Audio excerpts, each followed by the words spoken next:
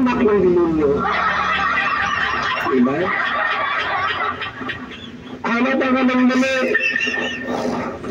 Kasi nga, anak ng demonyo. Hanggat may maling nakikita, pupunain yan. Sana mabunod kayo sa pagpula. Nagbabalawang mga mata ninyo sa pagpula. Tutulong ka. May taong na bagong buhay. Gumandang bahay. Nakapag-aaral. Tapos, pa-birthday phone yan. Pinitirahan mo yan.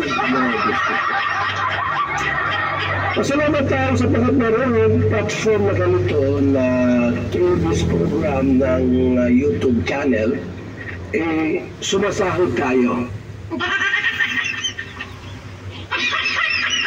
Ngayon, walang ganito, no? Walang ganitong platform na kikita ka Wala Wala. Saan ka mag-agilap ng pamimira? Makatulong ka lang.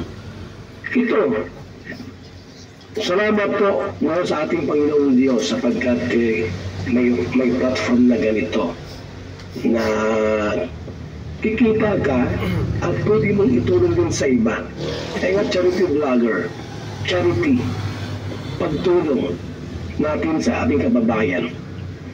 Alam niyo dati, noon yung mga buzzers ko, yung attorney, sabi sa akin oh, Val, huwag ka na mag-vlog. Pala mo yun, Sir? Mag-vlog yung mga mahihirap. Sabi ko, sino i-vlog ko? Charity vlogger ako. Ano ikaw content ko? Basta na kayo mag-vlog. Huwag mo i-vlog yung mga mahihirap. Alam mo ginawa ko kung natandaan mo ba? Alam mo ginawa ko mga kaibigan? Mukha ni Libayan ang i-vlog ko. Ayun, sa Atty. Libayan. Ito yung naghihirap po. Kawawa po yung tao ito.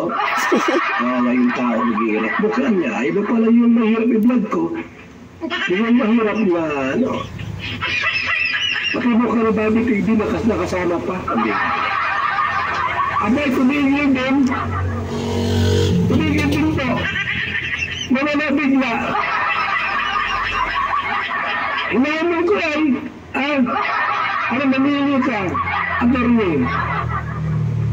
Mukha mo i-vlog ko o bigyan mo ako ng at least kahit wala ng 1 million a month para may pagtulong. Walang pictures, walang video.